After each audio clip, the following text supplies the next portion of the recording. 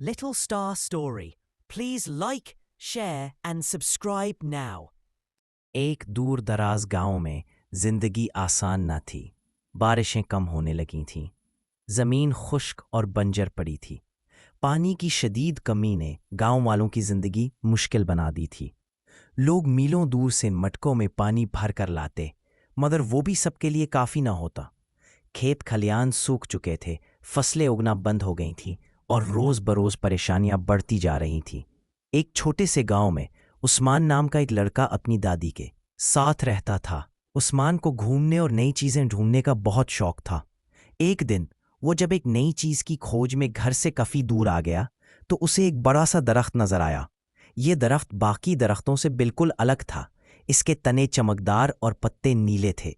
उस्मान ने दरख्त के पास जाकर देखा तो उसे एक जादुई आवाज़ सुनाई दी। ए बच्चे, अगर तुम मुझ पर चढ़कर एक नीला फल तोड़ोगे तो तुम्हारी एक ख्वाहिश पूरी हो जाएगी। उस्मान ने दरख्त पर चढ़कर एक चमकता नीला फल तोड़ा।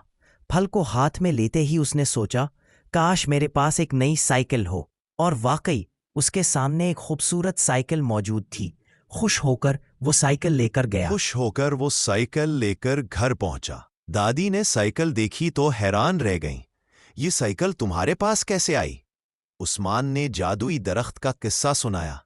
दादी ने कहा, बेटा, जादू की चीजें मीठी जरूर होती हैं, लेकिन उनका सही इस्तेमाल करना जरूरी है। अगले दिन उस्मान ने एक और नीला फल तोड़ा और सोचा, काश मेरे गांव में सबके लिए पानी का इंतजाम हो।